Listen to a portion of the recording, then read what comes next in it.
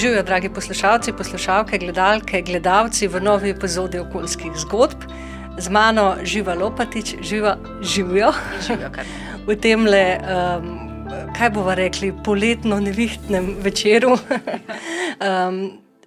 Živa, za začetek, danes se bomo pogovarjali o oblačilih, to je najina tema, ne? Zato, ker pač, če v Sloveniji reče človek, zdaj se pa dajmo pogovarjati o oblačilih, ne, jaz pomislim na Živo, to je to. Sicer si pa ti, Živa, kaj nisi? Dobro, veliko stvari upam, da nisem. Česa že nisi počela. Jaz te poznam kot vodjo pravične trgovine v Sloveniji, oziroma kot vodjo 3 muh, ampak sicer pa boš tukaj danes kot ustanoviteljica zadruge Buna, ne? Tako da bi te mogoče najprej prosila, jaz smo tole ponavadi, si napišem tako, ne, v predstavitev organizacije, s katere gost prihaja, ampak tukaj sem si pa še posebej napisala predstavitev Bune in Žive. Ja. Zato, ker se mi zdi, da Živa, ne, v toliko vlogah sem te že spoznala. Najprej bi te prosila za predstavitev zadruge Buna. Zadruga Buna je nastala leta 2014, ko smo se v bistvu ustanovitelji, Rene Suša, Tine Čokl in jaz, odločili, da bomo Slovencem pokazali, da lahko v bistvu delamo kavo tudi na drugačen način, to se pravi popolnoma brez izkoriščanja. Zdaj, to se vam ne zdi najbrž nič posebenega, zato ker pač kavo dojemamo kot izredno samoumevno, o njej se ne sprašujemo, ne vemo, odkot prihaja, kdo jo prideluje, kako pride k nam, kaj vse je treba narediti, da pride do naše skodelice. Ampak mi smo se pa s temi vprašanji veliko ukvarjali pred ustanovitvijo, začeli smo s predavanji o tem, povezali smo pravično trgovino in pa kavo takrat in nedolgo zatem v bistvu ugotovili, da mogoče bi pa mi vsem postavili nek poslovni model in dokazali, da je lahko poslovni model čist dobičkonosen, če ga delamo na pravi način in pri tem nikogar ne izkoriščamo. Jasno, kava je bila tukaj pač prva, s katero smo se ukvarjali, s katero se ukvarjamo še danes in še vedno predstavlja velik delež delovanja zadruge Buna. Se pa ukvarjamo seveda tudi z drugimi stvarmi. No. In kje pridejo tu noter oblačila? Oblačila pridejo pa noter zaradi mene, zato ker jaz pač nikoli nisem nehala voditi pravične trgovine v Sloveniji, še danes to počnem. In prek tega v bistvu povezujemo oblačila. Mi, ko smo rekli, ok, pridejo kava lahko k nam na drugačen način, lahko tudi oblačila pridejo k nam na drugačen način. In takrat smo v bistvu začeli prek zadruge Buna organizirati skupinsko naročanje certificiranih oblačil. To je bilo pa 7 let nazaj, po mojem, 2015, 2016, tam nekje, no. V glavnem, takrat sem našla prvo certificirano organizacijo na svetu, ki je People3, ki ima sedež v Veliki Britaniji, in začeli smo v bistvu, povezali smo potencialne kupce tukaj in skupaj naročili prva oblačila iz People3.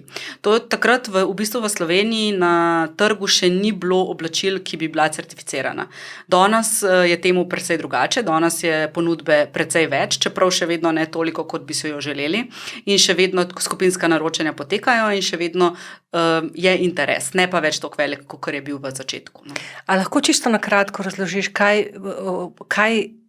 o čem govoriš, ko uporabiš izraz certificirana? Ja, certificirana oblačila v mojem primeru pomenijo ne samo, da imajo ekološke certifikate, ampak da morajo imeti tudi Fairtrade certifikate. To se pravi, da so zaščiteni tako okolje, kakor človekove pravice. Ker namreč glede na to, da izhajam iz pravične trgovine, se mi zdi, da je ta vidik izredno pomemben, ki pa je na žalost na področju ekologije velikokrat zapostavljen. Ne moramo enačiti enega in drugega in pravična trgovina v bistvu ima to prednost, da oboje povezuje. Je pa res, da recimo pravična trgovina po drugi strani pa daje veliko večji poudarek na človekove pravice. Zato je zelo pomembno, da v bistvu pri teh izdelkih, ki jih uporabljamo, da se pojavljata oba certifikata skupaj. In na ta način v bistvu imamo res zagotovilo, da gre tako za zaščito okolja, kot za zaščito človekovih pravic. Danes bomo midve se poglobili oziroma skočili na glavo v ta svet modne industrije, ki je izjemno taka široka tema, ne? Ko sem se pripravljala na tale najin podcast, res veliko tem bi lahko odprli in sem se pač morala omejiti, ker smo okoljske zgodbe, bova rekli nekaj več o okolju, o vplivih modne industrije na okolje, seveda tudi o vplivih na ljudi. Zdaj za začetek, jaz imam tukaj en kup podatkov, en kup številk, bi pa rekla v bistvu takole. Če pogledamo tako kumulativno, je danes modna industrija sinonim za izkoriščanje delavcev in delavk, za onesnaževanje okolja, za izjemno trošenje, za res prekomerno trošenje in za ogromne količine odpadkov. Je pa res, da morava pa tudi na začetku povedati, sama se že tudi na začetku omenila, da obstajajo tudi dobre prakse, in tudi o tem bova govorili. Zdaj, dovoli mi Živa nekaj številk. Ne bom zasula ne tebe, ne poslušalcev, poslušalk, gledalk z vsemi številkami. Tule so podatki iz ZDA. Obleke nosijo v povprečju, oblačila nosijo ljudje v povprečju samo 7-krat do 10-krat. 60% več oblačil kupi povprečna oseba kot pred 15 leti. Ampak jih pa ima pri sebi in obdrži polovico časa manj. To pomeni seveda hiperkonzumacija in na drugi strani ogromne količine odpadkov. Poleg tega se je na globalni ravni uporaba oblek zmanjšala za več kot 30% v zadnjih 15 letih, hkrati pa se je v zadnjih 15 letih produkcija oblek podvojila. To so pač te številke, ki jih je še veliko. Ne bom vseh navajala, poslušalci, poslušalke, gledalke, gledalci, če vtipkate tekstilna industrija ali pa fashion industry, boste te podatke vse dobili. Zdaj pa Živa, podatki pa iz Slovenije in o tem bi se najprej pogovorila. V Sloveniji smo to je vaša raziskava, iz projekta Obleka naredi človeka. V Sloveniji smo leta 2019 zavrgli 25,000 ton oblačil oziroma 12 kil na prebivalca. To so oblačila ali tekstil? Oblačila, to se mi zdi tako res. Razlogi, na anketni vprašalnik je odgovorilo več kot 1300 posameznikov, glavni razlog neuporabnost oblačila, strgana, poškodovana oblačila. Torej, večinoma nosimo tekstil slabe kakovosti. Zakaj? Zato, ker je ta poceni, lahko dostopen in ker enostavno ne vemo več, kaj je kakovostno oblačilo. Sploh ne mlajše generacije, že naša ima te težave, kaj šele mlajše. Tako da dejansko mislim, da je največji razlog to, da enostavno je na voljo. Danes v resnici, oblačila so nekaj, kar v vsakem primeru bomo nosili. Oblečeni moramo hoditi okrog, temu se ne moramo izogniti. Stvar je pa v tem, da dejansko nas konstantno prepričujejo, da moramo biti oblečeni na drugačen način, da moramo biti vedno oblečeni v skladu z modo, da se bomo boljš počutili, če bomo oblečeni v skladu z modo in mi trošimo in kupujemo nove stvari.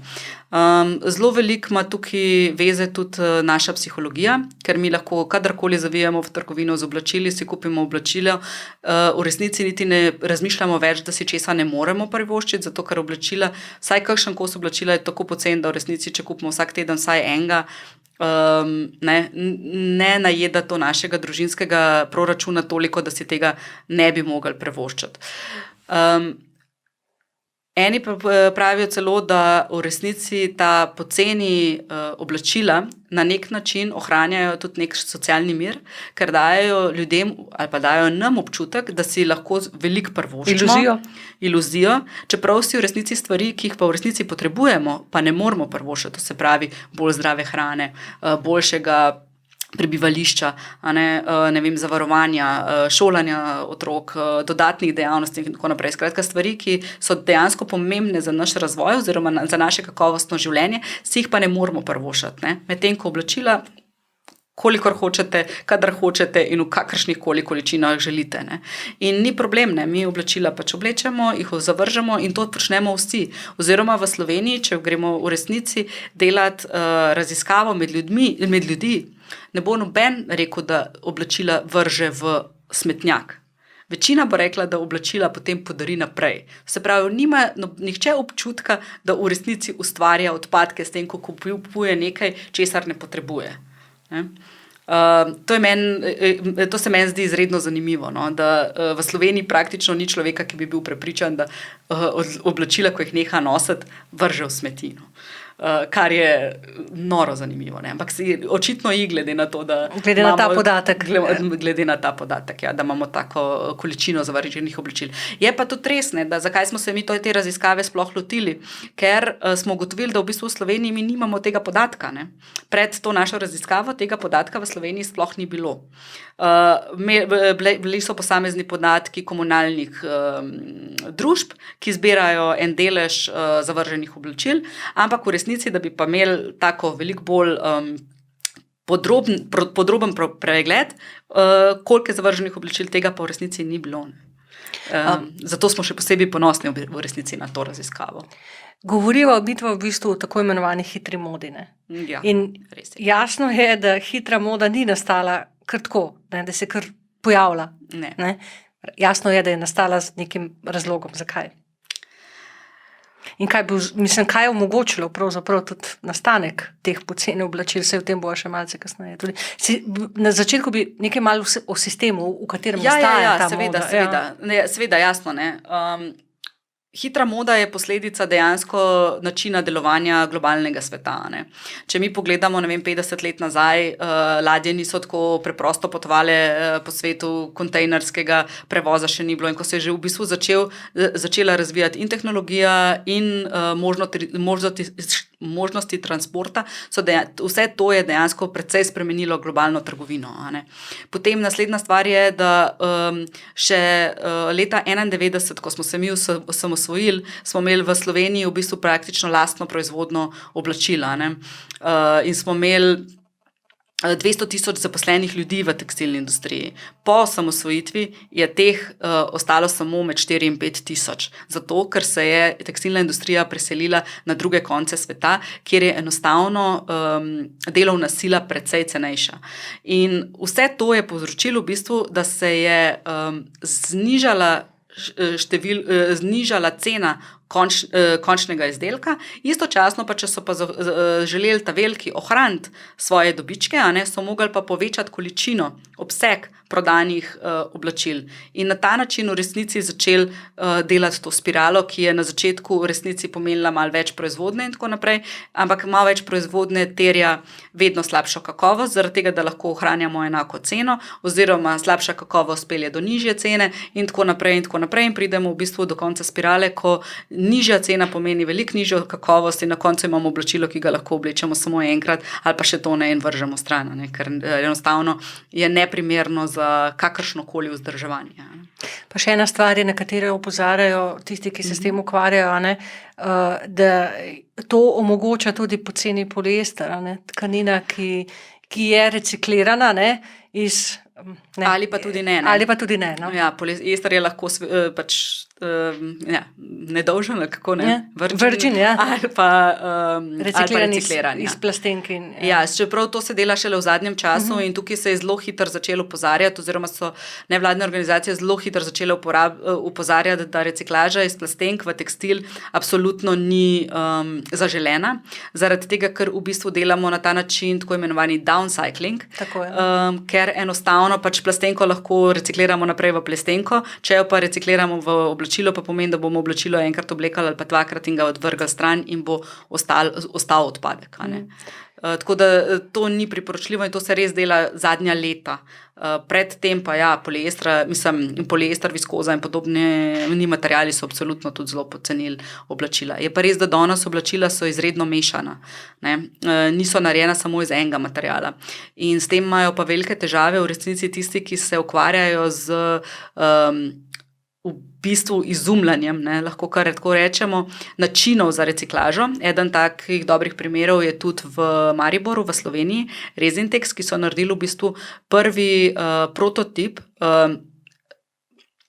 procesa in pa seveda strojev, kjer lahko v resnici reciklirajo karkoli. Ne samo poliestra, lahko tudi bombaž, lahko marsikaj, ampak mora biti v osnovi material dovolj čist.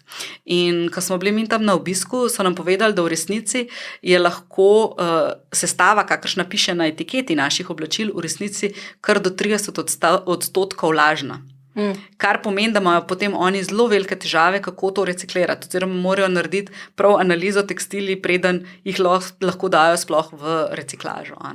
Kar je pa spet ena stvar, ki je pri tekstilu zelo pomembna, da super je etiketa, na njej veliko stvari piše, ampak je pa vprašanje, koliko od tega, kar gor piše, je res. Ne samo to, iz česa je tekstilija sestavljena, ampak tudi, kje recimo je narejena. Tudi to ni nujno, da je resničen podatek. Ali pa kot na mnogih naših oblačilih sploh ne piše, kje je stvar narejena. To pa piše skoraj na vseh. Se mi zdi, da jaz še nisem naletela na nobenega, da ne bi. Resno, ampak načeloma bi to kar mogli pisati, se mi zdi. Ampak stvar je v tem, da zakonodaja evropska zahteva, da v resnici more pisati samo tisti kraj, kjer je bilo oblačilo narejeno do konca, oziroma kjer je bilo zadnj Ni nujno, da niti sešito. Lahko je oblačilo v celoti sešito drugje, pride v Evropo, tukaj našijajo našitek in napišejo gor Made in Italy. Ali pa kaj podobnega. Tako da sploh ni, skratka, zadnji detajl, ki je narejen na oblačilu, lahko se napiše, da oblačilo izvira od tam. Ne? Ampak je pa lahko prepotovalo cel svet. Zanimivo. Ja. Živa, nekaj besed o okoljskem vplivu. Spet imam tole podatkov, samo par jih bom naštela. 20% svetovne onesnaženosti voda naj bi nastalo zaradi proizvodnje tekstila, pranje sintetičnih tkanin je krivo za 35% vse primarne mikroplastike in spet smo pri pranju, v morje vsako leto odplaknemo približno 500 milijona ton mikrovlaken. To je samo en aspekt tega. Absolutno. Se spreminjajo se seveda te podatki z novimi raziskavami in tako naprej. Zadnja študija plastičnih smeti ob švedski obali je ugotovila, da je več kot 90% mikroplastike, ki so jo tam našli, prihaja iz tekstila, sintetičnega tekstila. Ali lahko Živa naštejeva najbolj vidne posledice degradacije okolja, ki jih povzroča tekstilna industrija? Pa morda tudi tiste nevidne. Če mene vprašaš, ena najbolj vidnih je absolutno izginotje Aralskega jezera, ki ga danes praktično ni več.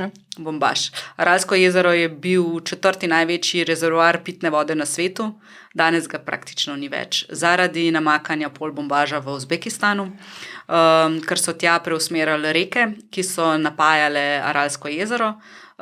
Seveda jasno, v Uzbekistanu vse te vode ne porabijo, oziroma so te namakalni sistemi narejeni izredno slabo in gre ogromno te vode v nič. Je pa res, da pač bombaž brez izredno velikega namakanja ne more uspevati. Tako da je zelo, zelo žejna rastlina. Predvsem bombaž, ki je še hibriden, to se pravi, da ni tak, ki so bili v osnovi, ampak da so iz njega narejeni hibridi. Hibride pa delajo z namenom, ustvarjajo jih seveda veliki, kot so Monsanto in podobno, zato da v resnici naredijo tiste, ki pridelujejo bombaž, odvisne od njih. Najprej pač od njihovih semen, ki ponavadi niso večletna, kar pomeni, da morajo proizvajalci nova in nova kupovati, kljub temu, da bombaž kot rastlina v osnovi se obnavlja sam. Tako da ni, to, kar proizvede, lahko bi semena ven pobrali, pa jih na novo posadili, ampak ne hibridni bombaži, ker jih pač naredijo v bistvu nesposobne reprodukcije. In potem naslednja stvar je seveda jasno uporaba pesticidov, ki je prilagojena hibridni sorti bombaža in seveda kdo proizvaja pesticide, iste te velike firme, kot je recimo Monsanto. Tako da tukaj smo izredno ponosni na Burkince, ki so v Burkina Faso je ena izmed najbolj revnih držav na svetu in seveda tudi njim je Monsanto ponudil svoj hibriden bombaž in so oni rekli ne. In takrat seveda je bila cela groza to v medijih, kaj si Burkina predstavlja, a nočejo zaslužiti, oziroma kako lahko Monsanto rečejo ne, ampak danes pač niso odvisni od Monsanta, za razliko recimo od Indije, ki je zelo odvisna od Monsanta. Indija je bila ena izmed tistih držav, kamor so prinesli ta hibridni bombaž, obljubili proizvajalcem, da bodo imeli veliko večje donose. Imeli so jih dejansko večje donose prvo, drugo, tretje leto, potem je pa ta donos začel izredno hitro padati. Oni so potrebovali pa vedno več pesticidov, ker ta bombaž ni bil prilagojen na indijsko zemljo in enostavno ni več hotel rasti, oziroma so se škodljivci prehitro širili in so v bistvu ogromno proizvajalcev s tem prisilili, da so se nenormalno zadolževali in ko niso več vedeli, kako bi preživeli, so začeli delati samomore. In to gre v 10.000 ljudi, ki je naredilo samomor v Indiji zaradi tega, ker enostavno niso več mogli odplačevati dolgov in niso več vedeli, kako bi preživljali družine. Tako da, če je to bil začetek, mogoče je lahko potem na drugi strani pa pol Bangladeš, ko isto delajo v tovarnah z oblačili danes zaradi tega, da lahko načeloma preživljajo družine, delajo pa skoraj, bi lahko rekli, v sužnjelastniških razmerah, ker nimajo niti primernih pogojev za delo, plačilo je izredno nizko, ponavadi morajo biti stran od svojih družin, ker se enostavno ne morejo privoščiti, da bi lahko cela družina živela v bližini tovarne, tako pa tako delajo cele dneve, in tako. Ampak če se vrnemo na okolje. Od teh drugih skritih, v bistvu govoriva o stroških, ki niso vidni v moji novi majčki za 5 evrov. Absolutno, to so vse eksternalije. Mislim, jaz zelo rada rečem, ko razlagam te stvari, ljudem rečem, ok, vi ste že kupili majčko za 5 evrov, ampak tisto razliko do, 15 ali pa do 20 ali pa do 30 evrov je nekdo plačal. In ta nekdo ni tega plačal z denarjem, ampak je to plačal v resnici s svojim zdravjem ali pa celo življenjem. Da ne govorimo o tem, kakšno ceno plača blago, ko pravijo, da v Indiji na Kitajskem tečejo barve rek v barvah mode tiste sezone. Tiste sezone. Ja. Je to res? To ni mit? To ni mit, to je res. Zato, ker enostavno tam zaradi tega, ker snižujejo stroške, ker zakonodaja ni dovolj močna, ker implementacija ni dovolj močna, enostavno lahko spuščajo vse odplake direktno v reke in na ta način v resnici si prišparajo stroške. Saj veste, danes, če želite v Sloveniji postaviti neko tovarno, morate zelo paziti, kakšni so okoljski vplivi. Upamo, da bo to ostalo, da nam tega ne bodo vzeli. To so tiste stvari, za katere se moramo boriti, ker niso samoumevne. Ampak tam pa dejansko se pa noben ne bori za to, ker se pač ne morajo. Velikokrat pridemo z mojimi gosti in gostjami v teh okoljskih zgodbah pravzaprav do vprašanja oziroma do ugotovitve, da izvažamo zahodnjaki svoj način življenja oziroma stroške svojega načina življenja v druge predele sveta. Sama si že omenila, zanima me to, kdo je izdelal torej mojo majčko za 5 evrov? Ja, ne kreveš. Ne, resno. V resnici danes najbolj poceni oblačil nastaja v Bangladešu, v Vietnamu, Kambodži, veliko tudi v Kolumbiji, ampak še vedno ni toliko poceni delovna sila, kot je v Aziji. Je pa res, da v bistvu glede na nesrečo v Rana Plazi, ki se je zgodila 2012,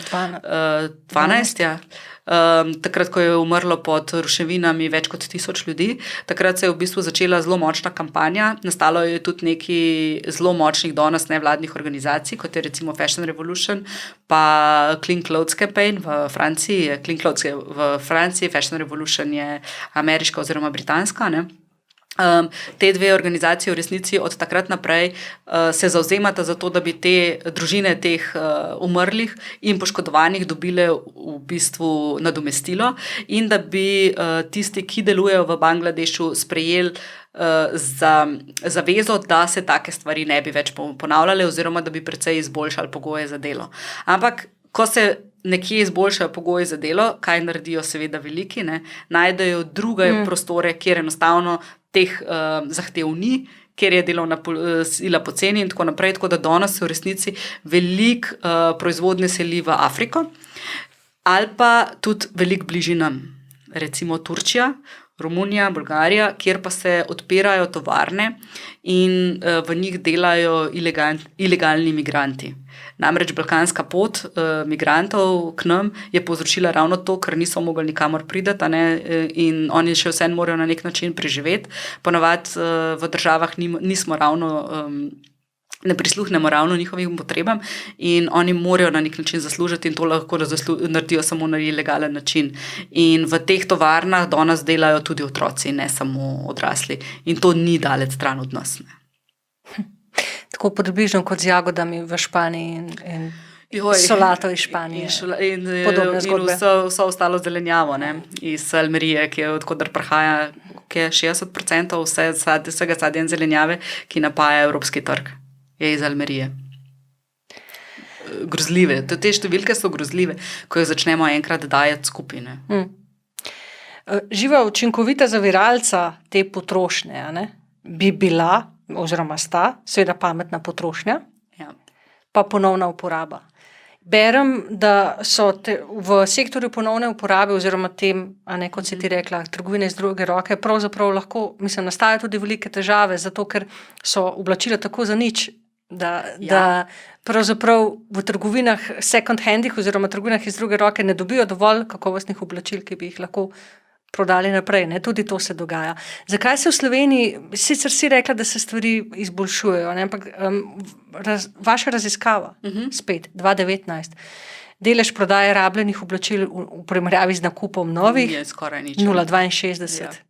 Še nižji pa je delež izposoje oblačil. Ali pa izmenjav, Slovenci nismo pri tej hiperkonzumaciji novih oblačil, meni posebne že verjetno, ne, tako svetovno gledano. Ne, seveda, da ne. Mi tukaj sledimo, pri nas je edina ta razlika, da dejansko je k nam to prišlo malo kasneje in dejansko smo še v tistem obdobju, ko smo absolutno navdušeni, a ne, ko še nismo dojeli, da dejansko je v tem problem. Mogoče v zahodnem svetu so to začeli malo pred nami dojemati, a ne, ampak še vedno je hiperpotrošnja ogromna, ne glede na to, koliko ljudi je ozaveščenih. Sama si že prej malo razmišljala, ne? Me zanima res, zakaj ta tvoj razmislek, zakaj kupujemo in kupujemo in kupujemo in se sploh ne ustavimo. Rekla si, da se kupuje socialni mir na ta način, pa me zanima še kakšen drug razmislek. Ne vem, jaz sem razmišljala tudi spletna prodaja. Ne? Seveda je najlažje sedeti in klikati in klikati in klikati in klikati in klikati in kupovati. Kako modna industrija na vse načine manipulira z nami? To, kar se je med covidom zgodilo, ko se je dejansko preselila prodaja na splet, ko so se tudi v Sloveniji, pa ne bom delala reklame, pojavila 2 spletna prodajalca, ki dejansko praktično nas nagovarjata na vsakem koraku ali pa na vsakem pač enostavno sta povsod prisotna, ko ti lahko naročiš, kolikor hočeš oblačil, jih probaš in kar ti ni ok, vrneš nazaj brezplačno, to je grozljivo, ker ljudje ne prevzemajo več nobene odgovornosti za svoje nakupne odločitve. Ne. Pa ne samo to, ne, ko enkrat ta podjetja ta oblačila dobijo nazaj, to ne gre naprej v prodajo, to gre večinoma vse na odpad. Zato, ker enostavno se jim ne splača niti odpreti in pogledati paketov in jih ponovno zapakirati in dati nazaj v prodajo. Ampak enostavno samo še pošljajo na odpad. Tako da tisti, ki kupujete na ta način, absolutno probite se, poskusite se temu izogniti. No. Potem je vsem boljše iti v velike trgovine tukaj in tam kupiti stvari in to dejansko pač potem nositi, imeti in tako naprej. Ampak da se malo vrnem nazaj na dobre prakse ali pa na rešitve. Omenila sva ponovno uporabo, reciklažo in tako, ampak kaj je najboljša rešitev ali pa kaj je najbolj pomembna stvar je, da tiste stvari, ki jih že imamo doma, nosimo dlje. Namreč izredno pomembno bi bilo, da bi se življenjska doba oblačilom podaljšala in to na ta način, da enostavno ga uporabljamo dlje časa. Ampak zato ga mora biti v začetku oblačilo dobro. Ja, sej zato pa. Tako da danes se v bistvu bolj kakovostna oblačila dobi v trgovinah iz druge roke, kakor pa med novimi oblačili. Namreč tudi cena oblačilu ne pomeni, tudi cena oblačila ni zagotovilo, da bo oblačilo boljše ali slabše. Mogoče je edino zagotovilo, kar je, da je lahko oblačilo boljše, če je certificirano, če je res certificirano. Da v tistem primeru pač bi moglo biti malo boljše kakovosti. Čeprav poslušam tudi veliko kritik, da recimo je bombaž z GOTS certifikatom manj kakovosten, da se hitreje strga pa tako naprej. Ne? Ampak tak bombaž saj lahko vržeš na kompost, ne? Pa se razgradi. Saj ni potem več problematičen za okolje. Nisva prej rekli ničesar o odpadu, o tem, kaj se zgodi z oblačili, ko postanejo odpadek. To pa morava povedati, kam potujejo ta oblačila. Ker številke o resničnem recikliranju oblačil so zelo, zelo nizke.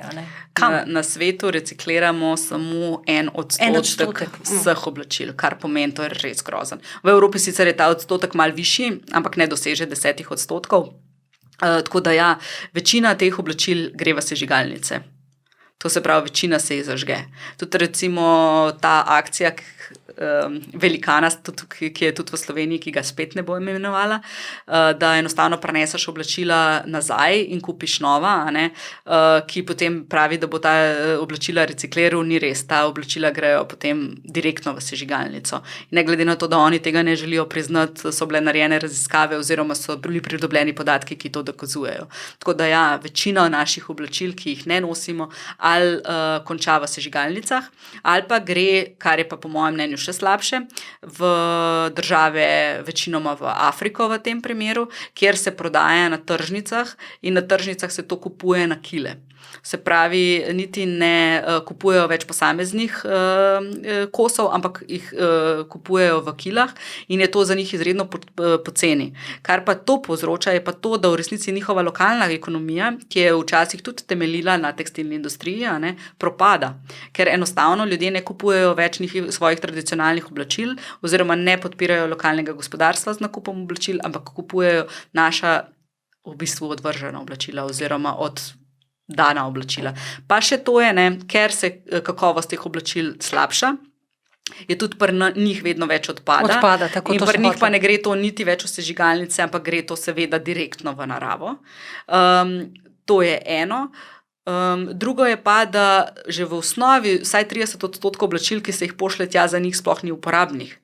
Ne vem, večerne obleke, plašči, ne vem, pač kopalke, karkoli. Mislim, pač določene stvari za njih absolutno niso uporabne in teh je približno 30%, ki grejo že v osnovi stran. Potem, če temu prištejemo še slabšo kakovost, ki je vsako leto slabša, pomeni, da v resnici oblačil, ki jih oni odvržejo stran, je vedno več.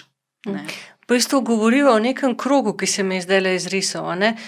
Obremenitev tam, kjer nastajajo naša oblačila in potem oblačila pridejo v Evropo oziroma v zahodni svet in potem jih mi zavržemo in potem končajo spet tam, kjer so nastala in hkrati spet obremenjujejo kot odpad na drugačen način okolje in družbo. Res je.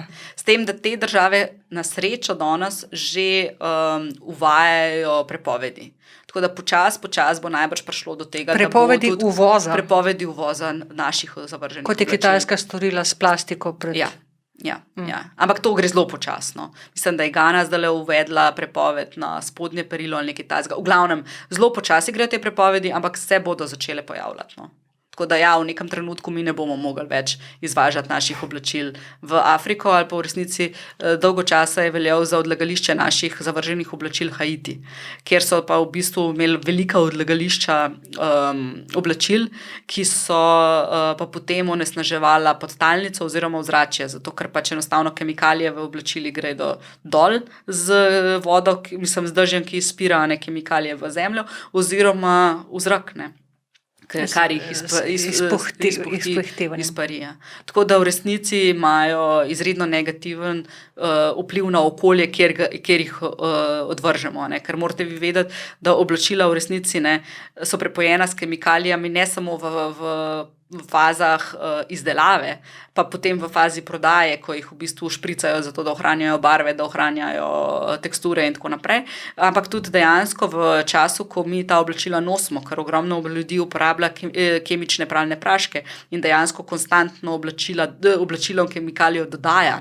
In te kemikalije ne grejo vse ven z vodo, ampak dejansko ostajajo na naših oblačilih. In ko mi oblačila odvržemo, grejo te kemikalije z oblačili tja, kamor grejo oblačila. Če bi nam Evropejcem pripeljali vse naše odpadke nazaj pred naš prag, mogoče bi nas streznilo, kaj misliš? Misliš, da bi nas, ne govorim samo o oblačilih, govorimo o naših novih pametnih telefonih in odpadkih, ki pridejo iz njih in tako naprej.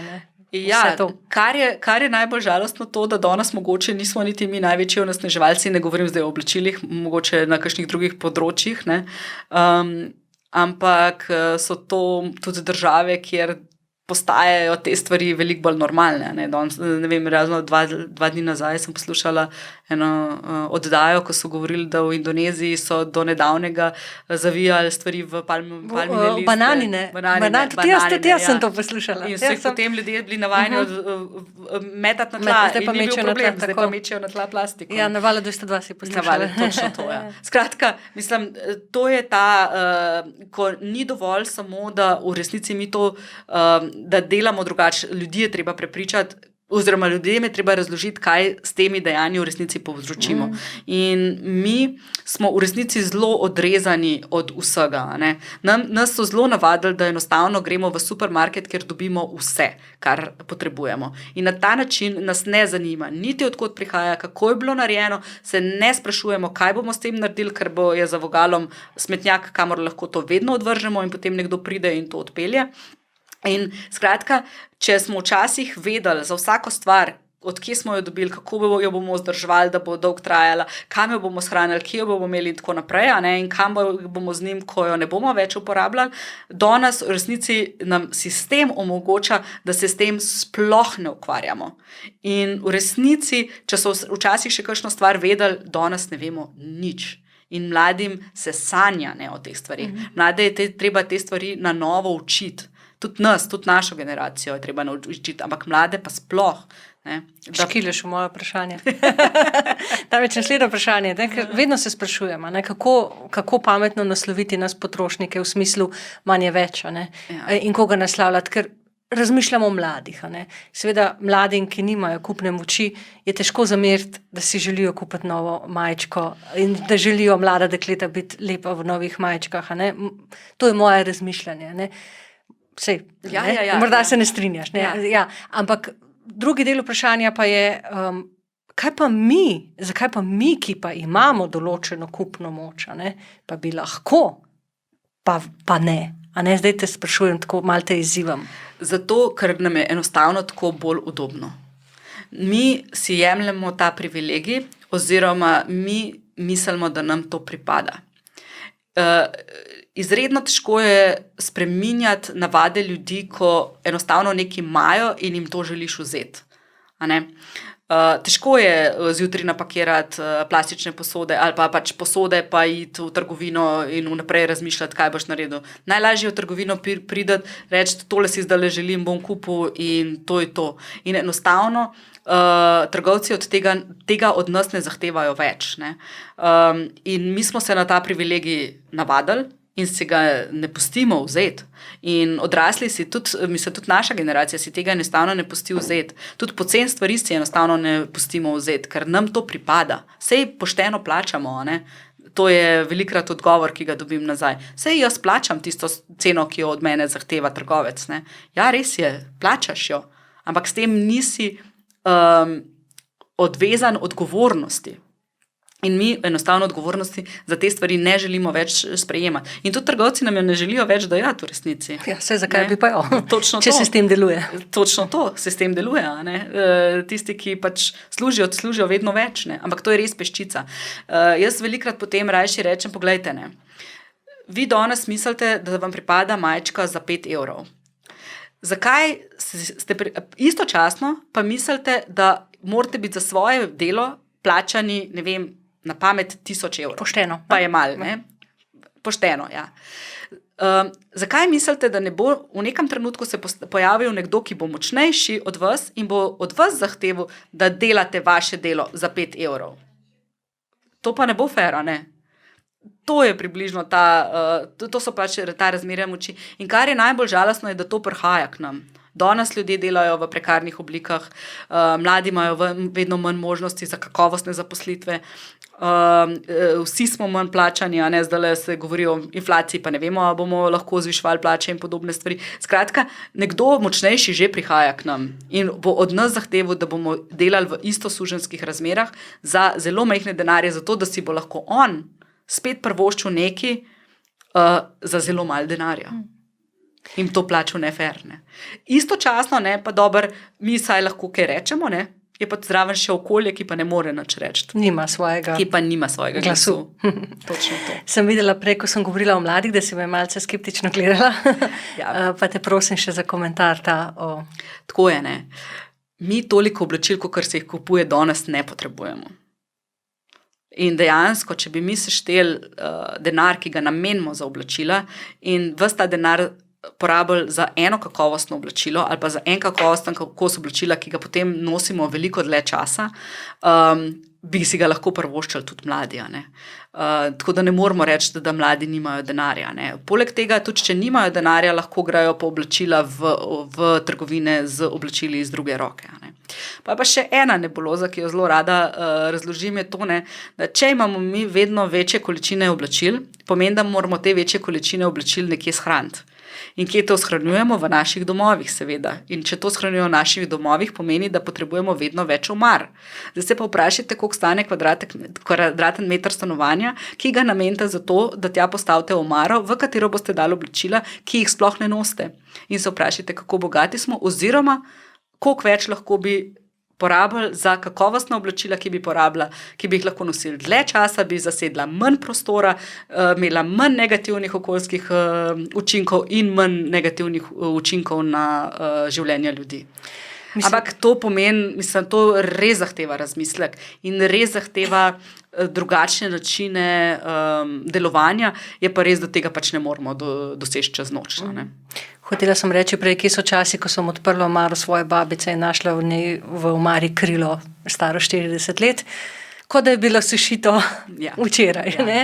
Ja. Ampak še vedno so taka krila babic, obstajajo. Obstajajo, seveda obstajajo. Kot sva rekli, trgovine iz druge roke so zelo zanimiva. Jaz pravim temu lovišča.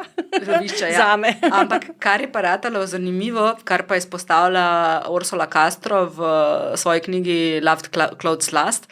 Ursula Castro je ustanoviteljica organizacije Fashion Revolution in ona je izpostavila eno zelo zanimivo stvar, ki je pa tudi mene kar mal presunila, in to, da če so včasih si tisti, ki so si niso mogli privoščiti oblačil, popravljali oblačila, so danes tisti, ki si lahko privoščijo, popravljajo oblačila. Se pravi, včasih so reveži popravljali oblačila, danes pa popravljajo oblačila samo bogataši. Zakaj?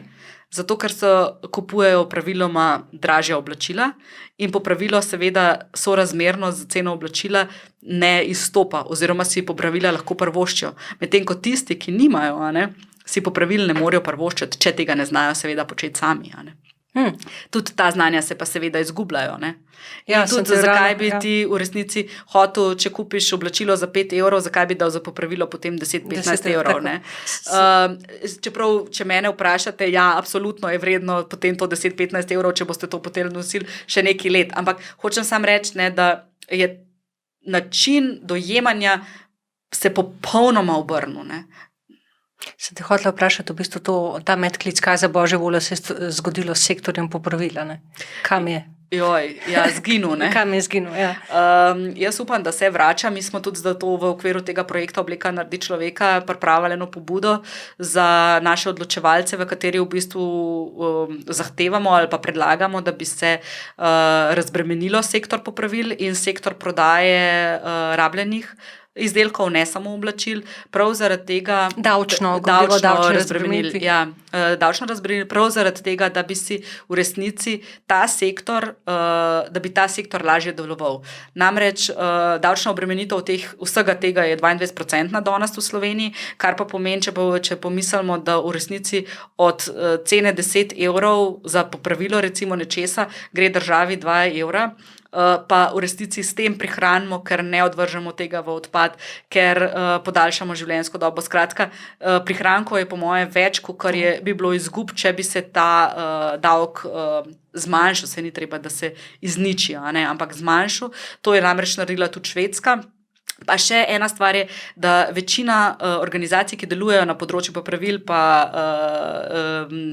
second hand, se pravi iz druge roke, je velikrat organizirana kot socialno podjetje, kar pomeni, da v osnovi vse, kar naredijo dobička, gre nazaj v organizacijo in da rešujejo tudi neke lokalne probleme in v resnici imajo več pozitivnih učinkov, kot bi imeli to negativnih učinkov. In če bi se zgledovali po Švedski, kar je nam najbolj fascinantno, pa je to, da Švedska v resnici sploh ni naredila meritve učinkov to vrstne spremembe zakonodaje, ampak je enostavno to upeljala zato, ker verjame, da bo imelo to več pozitivnih učinkov kot negativnih. Za konec živa tajnega pogovora. Jaz bom tule prebrala, mislim, da je to iz poročila organizacije, ki so jo večkrat omenila, to je Fashion Revolution. Morda pa je tudi iz Greenpeaceovega poročila, da me ne bodo kregali. Ni tako zelo pomembno. No. Moda potrebuje novo zgodbo, nov poslovni model za prihodnost. Model, ki upošteva okoljske in človeške vplive celotne tekstilne verige ter potrebo kupcev, da se izrazijo skozi svoje oblačila brez občutka krivde ali praznine. O tem v bistvu nisva govorila, o zasvojenosti z nakupovanjem. Kupujem, še vedno počutim neko praznino. Ne, se to ni samo pri tekstilu, to je tudi pri drugih. To nam pa oglaševalska industrija dejansko čas prodaja srečo pri nakupih, ki jo pa seveda nikoli ne dosežemo. Tako da jaz sem v bistvu zelo razočarana, ker toliko ljudi še nasede na raznovrstne reklame, jaz sploh ne razumem, kako lahko. Ampak to je najbrž stvar bolj za psihologe. Za psihologe, ja. Ali pa antropologe, ali pa sociologe. Ja. Za vse, da dokončamo. Ne? Torej, v tem poročilu zaključek, potrebujemo modo, ki dobička ne ustvarja na račun zasvojenosti svojih strank, ter na račun okoljske degradacije, kršenja človekovih pravic in razgradnje družbe kot celote. A bi se strinjala, da je potrebna revolucija v velikem delu modne industrije in prestrukturiranje celotnega sektorja? A je to čista utopija? A je to možno? Jaz upam, da je možno in tudi delujemo skladno s tem, da je to možno, se borimo za to in jaz upam, da bomo ljudje slej ko prej začeli zahtevati, da se te stvari začnejo delati na drugačen način. Ne. In kakor mi je enkrat razložil, nikoli ni treba prepričati celotnega mainstreama, ampak moraš prepričati samo delček, ki dejansko je jeziček na tehtnici, da nekdo ustvarja dobiček. In če prepričaš te in se neha ustvarjati dobiček, pomeni, da morajo potem tisti, ki proizvajajo, začeti delati spremembe, kar se vidi tudi na področju prehrane in tako naprej. Da ko je dovolj veliko ljudi, ki pritisnejo in rečejo, ne, želimo, da se stvari delajo drugače, da upam, da se bodo začeli delati drugače. Ker kar je drugače pri recimo modi kot pri živilih, poliestra načeloma ne bo zmanjkalo. Ne. Tega lahko ustvarjamo ponovno več in več in več, oziroma ga lahko recikliramo in tako naprej in s tem v resnici nič nismo naredili, tako da oblačila lahko mi proizvajamo veliko dlje po moje, kot lahko pridelujemo hrano. Mislim, veliko bolj v neskončnost lahko gre. Tako da jaz upam res, da se bomo mi zavedali tega, da enostavno tako ne gre naprej in bomo zahtevali, da so stvari narejene na drugačen način. Jaz bi samo uskočila, morda tudi jaz se nisem v bistvu zavedala, preden sem se začela ukvarjati s to temo, ko mi nosimo oblačilo iz poliestra, v resnici nosimo oblačilo iz nafte. Ja. Tako, da je jasno, kot si prej razložila, ali iz tako imenovane surovega materiala ali pa recikliranega iz plastenk, ki so narejene iz nafte. Tako. Oziroma tako je, moramo pa še povedati to, da v resnici velikrat v naših oblačilih je tudi viskoza, ki je v bistvu so celulozna vlakna, pri kateri je pa v bistvu sam proces izdelave viskoze toliko umazan, da tudi ni priporočljiva. Ampak tudi danes že imamo boljše načine. V Evropi so že razvili Tencel, ki je prav tako narejen recimo iz celuloznih vlaken, to se pravi isto iz lesa, ampak je pa proces ekološki, veliko bolj prijazen naravi. Ampak imamo pa tudi primere izredno dobre prakse, kot je recimo Mad Jeans, ki ima sedež sicer na Nizozemskem, ampak to so pa kavbojke, ki so jih v osnovi začeli delati iz ekološko pridelanega bombaža. Danes pa že večina njihovih kavbojk je narejena iz njihovih recikliranih kavbojk. Se pravi, oni imajo pa tak proces, da dejansko kavbojke, ki jih nehaš nositi, pošlješ njim nazaj, njihove jasno, jih oni dajo nazaj na niti in iz teh niti naredijo novo tkanino, ki jo potem obdelujejo samo z laserji in z ozonom, barvajo z indigom, kar pomeni brez uporabe kemikalij. Proizvodne enote imajo v Španiji in v Tuniziji, to se pravi, tudi oblačilo kavbojke ne prepotujejo celega sveta in dejansko pridejo potem spet na police, kjer jih lahko spet nov kupac v bistvu kupi, nosi in pošlje njim nazaj. In imaš v bistvu popoln krog krožne ekonomije, kar pomeni res ni odpadka, ker to lahko pa kroži in kroži in kroži v nedogled, oziroma dokler pač bojo dovolj kavbojk, da bojo lahko delali dovolj kakovostno tkanino iz njih. Ne. Se pravi, in te so tudi na voljo v Sloveniji, tako da, ampak so pa na voljo pa v pravični trgovini oziroma prek zadruge Buna, zato ker enostavno je lastnik odločil, da on pa s svojimi kavbojkami ne bo šel v korporacije, pa pobirajo nagrade po svetu in so izredno uspešni. Tako da sploh niso neka tako podjetje, ki bi rekel, da so mal za zraven. Tako, niso tako zelo nišni. Tako zelo nišni. Se pravi, si mi v bistvu spet škiliš moje vprašanje. In za konec, kje ta prihodnost že je, če kje, ne? Se mi že sama povedala. Si optimistka, si pesimistka, to skoraj vsakega gosta vprašam na koncu. Če ne bi bila optimistka, ne bi mogla tega početi, kar počnem. Tako da, seveda jasno na trenutke tudi mene zagra pesimizem in od COVID-a dalje vedno večkrat, ampak ne, v resnici sem optimist in sem tudi naivna. Tako da, če ne bi bila po mojem, lahko zamenjam svoje osnovno delo in neham delati to, kar počnem. Hvala Živa, ker si bila moja gostja. Hvala, Kar. Hvala za vse te podatke in uvide. Jaz bi te še poslušala, ampak da zaključiva. Srečno. Hvala lepa. Čau. Čau.